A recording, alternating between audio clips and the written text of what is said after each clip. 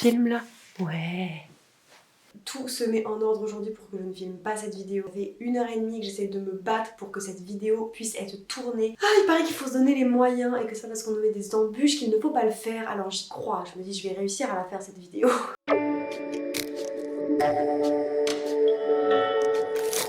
Hey, j'espère que vous allez bien, je suis très heureuse de vous retrouver aujourd'hui dans une nouvelle vidéo. Comme vous l'avez vu dans le titre, on va parler aujourd'hui de mes photos. Si vous me suivez sur Instagram, vous voyez passer mes photos. D'ailleurs, si ce n'est pas le cas, je vous mettrai mon nom juste ici. Venez me suivre, franchement, on s'amuse bien. D'ailleurs, je vais essayer de vous donner un petit peu tous mes secrets tout de suite et je partage aussi pas mal de ma vie en story. J'essaie d'être le plus naturel possible, de vous partager mes bons plans, comme mes angoisses, mes amours, mes emmerdes. Avant d'attaquer cette vidéo, je vais vous parler un petit peu du contexte, assez rapidement. Je sais que j'ai tendance à blablater pas mal, mais je vais essayer de synthétiser si jamais j'en suis capable.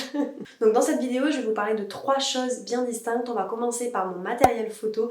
Ensuite, je vais vous montrer comment moi est-ce que je fais les shootings avec quelques tips. Et enfin, on passera à la partie retouche photo. Je vous mettrai du coup dans la barre d'infos exactement le timing en fait de ces 3 grandes parties. Donc moi, je dirais que je fais des photos depuis avril 2017 en fait, l'année à laquelle j'ai ouvert mon blog. Et c'est vrai que de nos jours, la photo, ça se démocratise de plus en plus. Avant, il y avait vraiment que les photographes avec leur appareil photo qui faisaient des photos. Et maintenant, c'est vrai que c'est tellement accessible avec les smartphones que c'est vrai que tout le monde se met à faire de la photo. Cette petite aparté est en fait, on va rentrer directement dans le vif du... Cette petite aparté est en fait, on va rentrer directement dans le vif... J'arrive pas à dire vif du sujet. Cette petite aparté est en fait, on va tout de suite rentrer dans le vif du sujet et je vais commencer par vous parler de mon matériel photo.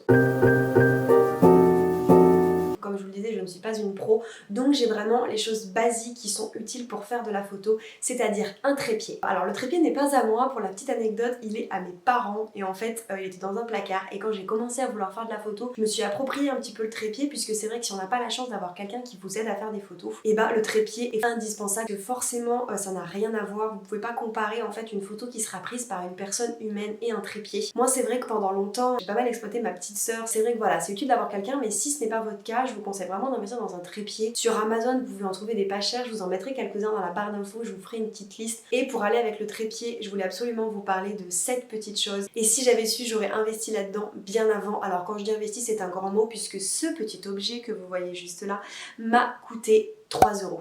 C'est en fait un petit boîtier pour déclencher à distance. Moi celui-là je l'ai trouvé sur Amazon et il est spécialisé en fait dans la prise de vue photo pour les téléphones portables. Pareil, je vous mettrai le lien dans la barre d'infos et comme vous pouvez le voir, vous avez un petit bouton en haut si vous êtes sur iOS, donc si vous avez un iPhone, et Android juste en dessous. Ça se connecte en Bluetooth. Et en fait quand vous appuyez dessus, ça déclenche automatiquement la photo et ça c'est vraiment génial puisque du coup il vous suffit en fait d'avoir le téléphone à distance sur un trépied, d'avoir la petite télécommande vers vous et vous pouvez en fait cacher la télécommande. Alors faut faire très attention puisque moi au début je me suis fait avoir, c'est-à-dire qu'en fait j'étais trop à fond, je faisais mes petites photos, je prenais les photos sauf qu'en fait on oublie si vous voulez qu'on a le boîtier dans la main et que sur la photo le boîtier se voit.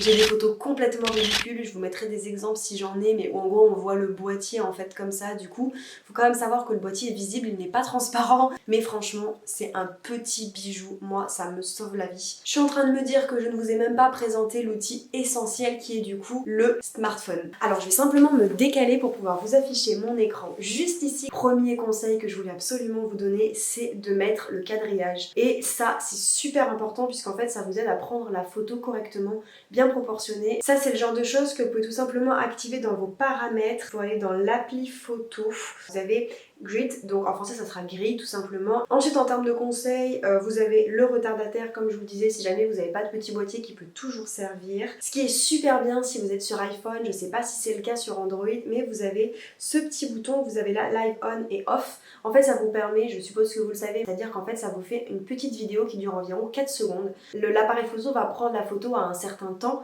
mais en fait vous pourrez bouger le curseur et du coup vous vous retrouverez à avoir la seconde d'avant ou la seconde d'après et comme des fois on bouge en fait en prenant les photos, forcément ça vous fera un cadrage qui sera peut-être plus flatteur ou une tête où vous préférez dessus. Et vous avez la luminosité aussi également que vous pouvez gérer. Sur iPhone il vous suffit en fait de cliquer sur la photo, vous avez un petit soleil qui apparaît et en fait vous pouvez monter ou descendre pour gérer la luminosité. Et après en plus classique forcément vous avez les modes de l'appareil photo, donc là vous avez notamment le mode portrait sur les iPhones que moi je trouve absolument fabuleux, qui est incroyable. Ça vous permet tout simplement en fait d'avoir un flou d'arrière-plan qui donne justement cet aspect un petit peu appareil photo. Et enfin mon quatrième outil indispensable moi pour la photo, c'est un projecteur. Avant je n'en avais pas du tout et en fait je me suis rendu compte qu'en hiver c'était hyper galère de faire des photos. Un projecteur qui venait d'Amazon et je me suis dit que c'était un petit investissement pareil.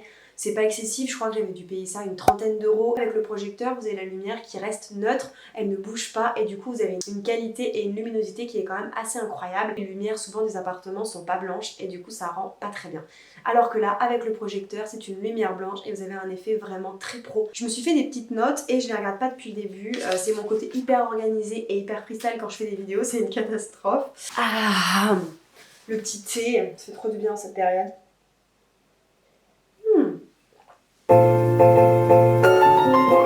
Alors le premier conseil, c'est de faire très attention lorsque vous prenez votre photo. Vous ne pourrez pas embellir une photo si de base elle est mal réalisée. La retouche ne suffit pas. Il faut essayer plusieurs angles, plusieurs cadrages, encore une fois, plusieurs luminosités, plusieurs coins dans votre appartement et il faut vraiment essayer. C'est vraiment le maître mot. Si vous avez vu ma vidéo sur la créativité, je vous en ai déjà parlé. Si c'est pas le cas, je vous la mettrai dans la barre d'infos.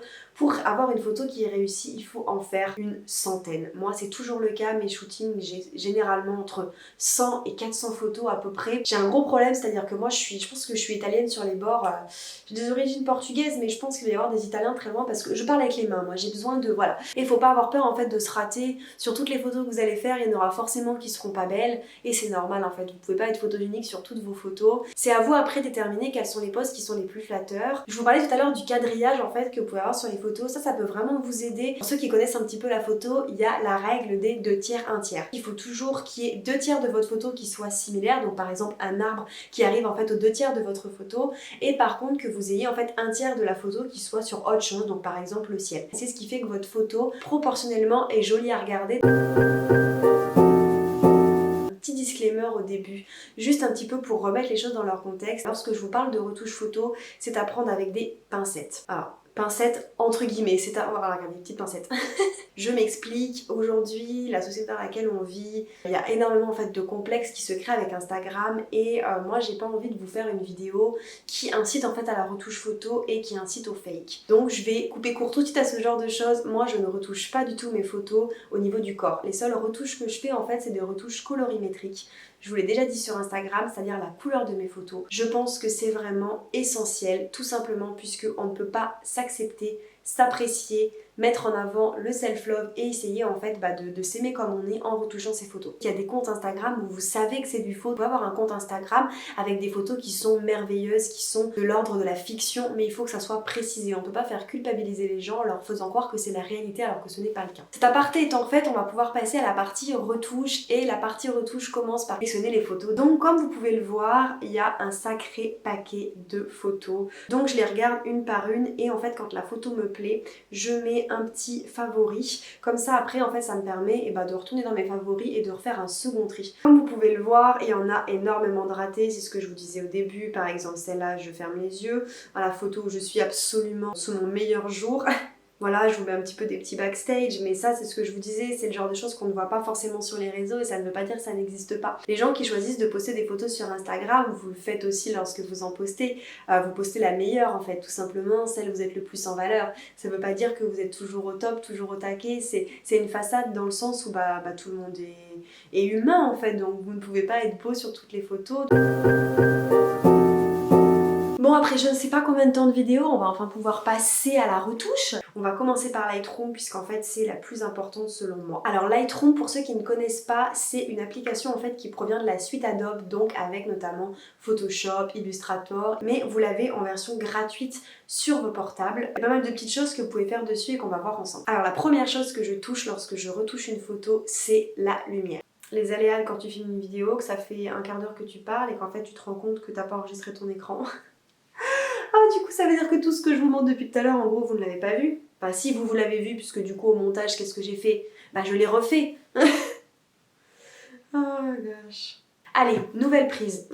Est-ce que vous pensez qu'il faut que je regarde une vidéo YouTube sur comment bien filmer et comment pas être une youtubeuse en carton? Je suis en train de vous apprendre à refaire vos photos et moi je suis même pas foutue de le faire comme il faut. Donc lorsque vous voulez attaquer vos retouches photos, du coup la première chose que vous pouvez toucher c'est l'exposition. Tout simplement ce qui se passe c'est que ça augmente la lumière. Ce qu'il faut savoir c'est qu'en fait tout ce que vous touchez peut faire une photo qui est complètement différente. Je m'explique. Même si vous touchez par exemple le contraste du coup qui est juste en dessous, vous avez là une photo qui va être par exemple très foncée, mais si vous touchez après à la haute lumière, et ben ça peut recontraster votre photo. C'est-à-dire qu'il y a des combinaisons qui sont monstrueuses, donc il ne faut pas hésiter en fait à bidouiller, à faire plein de tests et à voir un petit peu et ben comment est-ce que vous préférez votre photo. La haute lumière, c'est à peu près comme l'exposition, mais c'est vrai que c'est pas mal des fois d'avoir un petit peu une exposition supplémentaire, mais de pas avoir l'impression que vous avez vraiment un gros projecteur qui était là. Pour les ombres, généralement j'aime bien que mes cheveux soient un petit peu plus clairs, mais qui gardent quand même un petit peu cette forme et ce contraste là. Donc toujours un petit peu les ombres et j'augmente quand même un petit peu les noirs pour garder un petit peu cette texture de cheveux. Et en ce qui concerne les blancs, j'aime pas quand il y a trop de lumière non plus. Donc voilà, je descends un petit peu. Ça c'est à faire en fonction de chaque photo, hein. Chaque photo est différente, donc forcément faut pas hésiter à bidouiller. Ce qui est génial sur du coup Lightroom, c'est que vous pouvez toucher aux couleurs. Vous avez notamment la température, donc si ça devient un petit peu plus chaud ou un petit peu plus froid. Ça généralement je touche pas trop, c'est plutôt la teinte en fait que je vais toucher. Parce que si vous me suivez sur Instagram, vous avez vu mon compte, hein, forcément il y a beaucoup de rosé, donc j'augmente toujours un petit peu la teinte. Et vous avez la vibrance, donc ça c'est pareil, ça va être au niveau des couleurs, c'est comme pour la saturation, c'est un petit peu la même chose. Où vous pouvez notamment augmenter les couleurs, là on voit que si je fais ça, vous avez toute la partie un petit peu plus claire de mes cheveux qui va s'augmenter et la partie aussi des boutons qui est d'ailleurs bien jaunâtre qui s'augmente, et c'est la même chose pour la saturation. Ce qui est le top avec Lightroom, c'est que vous pouvez toucher couleur par couleur. Et ça vous permet de toucher, par exemple, le jaune. Moi, je déteste ça. Donc, qu'est-ce que je fais? Je prends, du coup, la saturation, donc qui est l'intensité de la couleur, et je vais le descendre tout en bas. Et vous voyez que du coup, la photo n'est plus du tout jaune. Si vous cliquez sur votre photo, en fait, vous avez le avant-après. Voilà, la photo avant et la photo après. Vous vous rendez compte que là j'ai pas touché à grand chose et vous voyez très bien déjà que le ressenti de la photo est totalement différent. Sur cette photo vous n'avez pas beaucoup de couleurs mais je peux toucher au rouge par exemple, notamment avec ma bouche. Vous voyez que si j'augmente, j'ai la bouche un petit peu claire, ça peut me faire un petit peu une bouche un petit peu plus rosée. Mais ce qu'il faut faire attention c'est que vous voyez par exemple j'ai un bouton là au niveau du front, si jamais j'augmente le rouge, en fait forcément il y a le bouton qui ressort. Et là ce que vous pouvez retoucher ici c'est le orange. Je me trouve un petit peu pâle sur cette photo, je suis pas quelqu'un d'extrêmement bronzé, ça c'est pareil, c'est pas un scoop.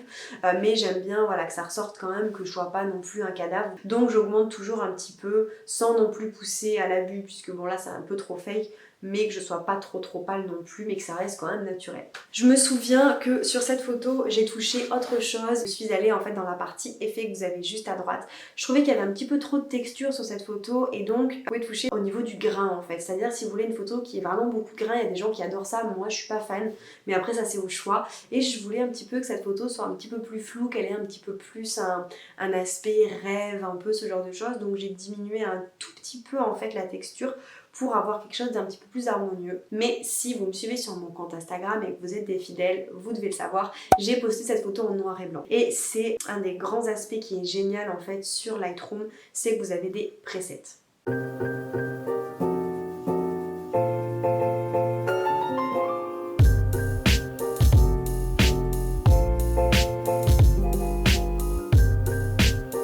Mais donc si vous gardez la version gratuite et que du coup vous ne voulez pas vous embêter en fait à créer vos presets, vous en avez qui sont déjà prédéfinis en fait dans l'application, donc vous cliquez sur prédéfini à gauche et vous vous rendez compte qu'en fait vous avez des filtres déjà qui sont tout prêts. Vous en avez plusieurs en noir et blanc, donc vous avez par exemple celui-là. Là ce qu'il faut savoir c'est que ça applique en fait le noir et blanc avec les retouches que vous avez fait précédemment. Si vous savez que vous allez passer par le noir et blanc, c'est pas forcément la peine de faire une retouche avant.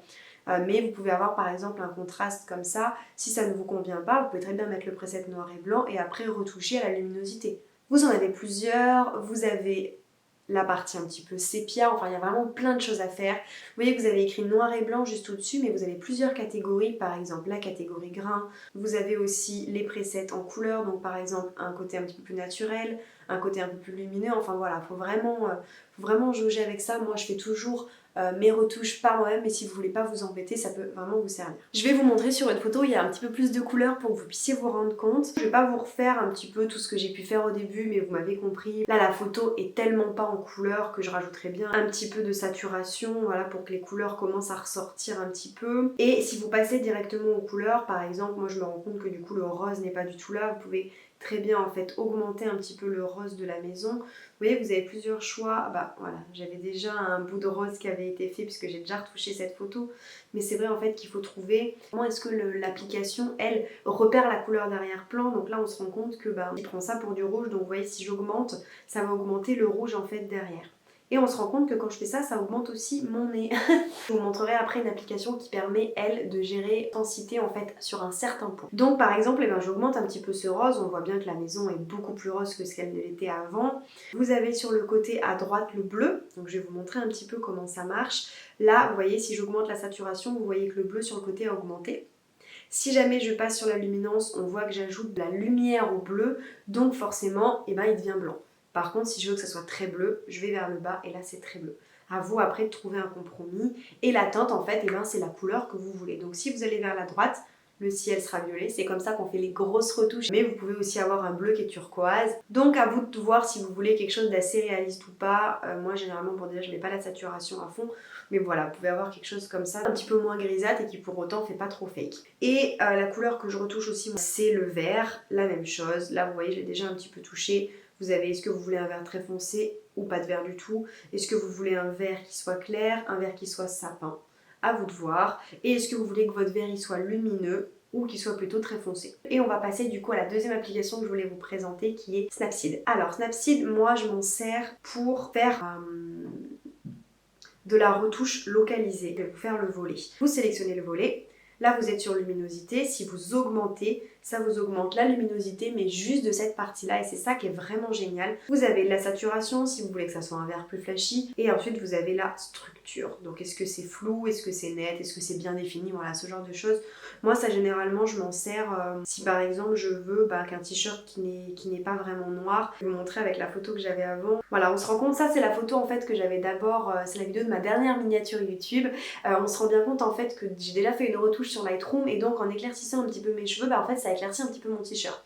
Donc ce que je viens faire, c'est comme je vous le dis, je vais prendre, si j'y arrive, je vais prendre outils sélectifs, je sélectionne uniquement le t-shirt et en fait la luminosité je vais la descendre et vous voyez qu'instinctivement en fait le t-shirt du coup revient noir. Voilà, c'est vraiment de la retouche en fait sur des petits détails, mais c'est ce qui fera un rendu global et intéressant en fait à la fin. Il me reste une application à vous présenter et ensuite je vous laisse tranquille. C'est pas une application de retouche, mais c'est une application en fait qui vous permet de prévoir votre feed Insta. Il y a des gens que ça n'intéresse pas. Moi j'essaie de garder une certaine cohérence tout en gardant quand même une liberté. Alors je vais essayer de pas vous spoiler toutes les prochaines photos. Vous pouvez en fait importer des photos tout simplement. Et vous pouvez en fait les bouger. Donc là par exemple, est-ce que celle-là va ici? Et voilà, là je trouve qu'il y a une cohérence en fait, puisque du coup les photos ne se ressemblent pas trop et on voit bien qu'il y a un rappel. Voilà, donc ça c'est la dernière appli que moi j'utilise qui personnellement m'aide beaucoup. J'ai tellement parlé que... Dis donc. Bon et voilà, il faut que vous reteniez, c'est vraiment que la retouche photo c'est quelque chose qu'il faut que vous tentiez en fait, il faut vraiment expérimenter, il faut faire des essais, il faut pas se limiter. Je pense qu'il n'y a pas besoin d'être un grand professionnel pour réussir à faire de la retouche, faites attention à bien faire une photo de départ qui colle, qui soit adaptée pour que votre retouche photo ne soit pas trop compliquée, mais essayez vraiment de bidouiller, je pense qu'avec Lightroom et Snapseed on peut faire des merveilles. On se retrouvera dans la prochaine vidéo, on repassera un petit peu à de la mode et je vous emmènerai avec moi dans mon dressing. En attendant, prenez bien soin de vous et je vous embrasse, bye! Abonne-toi. Il est un peu flippant ce smiley, non? Ouais, je sais. Allez, bye!